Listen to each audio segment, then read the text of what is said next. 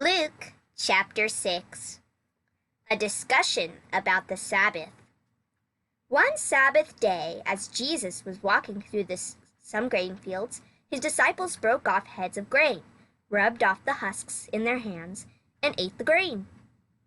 But some Pharisees said, "Why are you breaking the law by harvesting grain on the Sabbath?" Jesus replied, "Haven't you read the scriptures, what David did when he and his companions were hungry? He went into the house of God and broke the law by eating the sacred loaves of bread that only the priests can eat. He also gave some to his companions." And Jesus added, "The Son of Man is Lord, even over the Sabbath."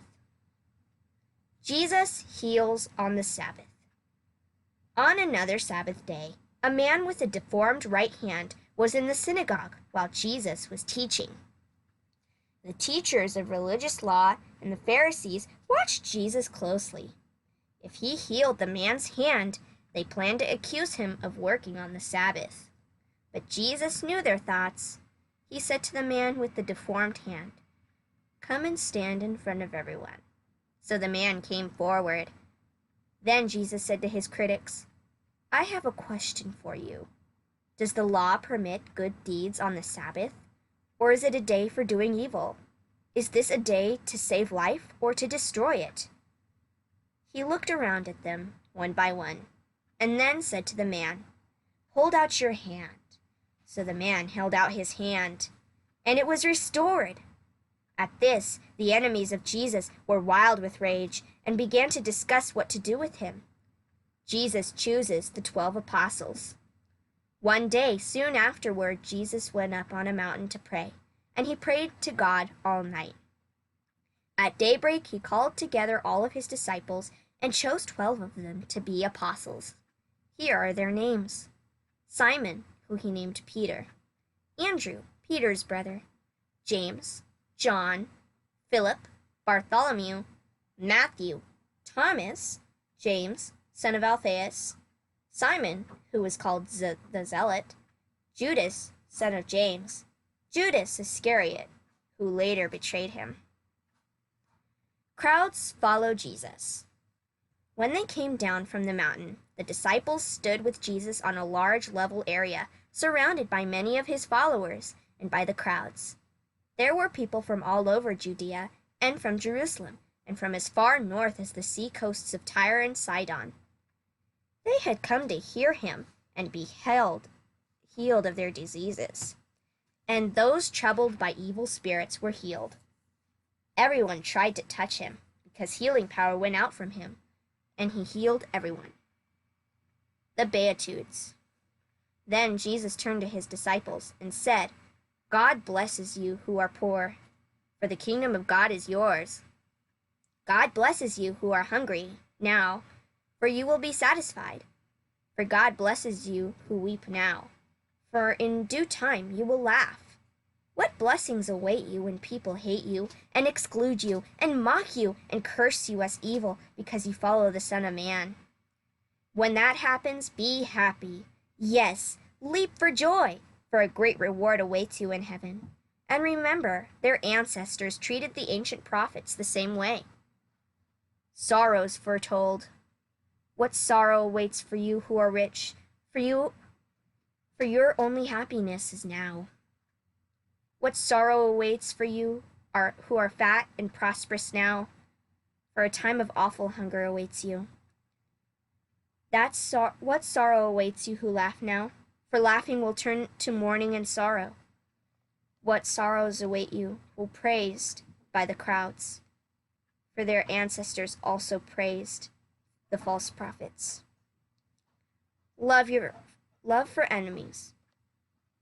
But to you who are willing to listen, I say, love your enemies, do good to those who hate you, bless those who curse you, pray for those who hurt you.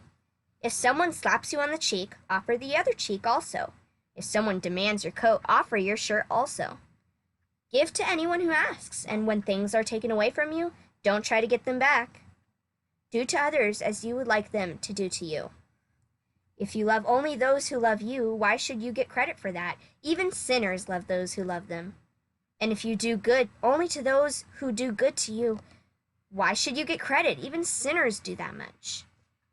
And if you lend money only to those who can repay you, why should you get credit? Even sinners will lend to other sinners for a full return. Love your enemies. Do good to them. Lend to them without expecting to be repaid. Then your reward from heaven will be very great, and you will truly be acting as children of the Most High, for He is kind to those who are unthankful and wicked. You must be compassionate, just as your Father is compassionate. Do not judge others. Do not judge others, and you will not be judged. Do not condemn others, or it will all come back against you. Forgive others, and you will be forgiven. Give, and you will receive. Your gift will return to you in full, pressed down, shaken together, to make room for more, running over, and poured into your lap.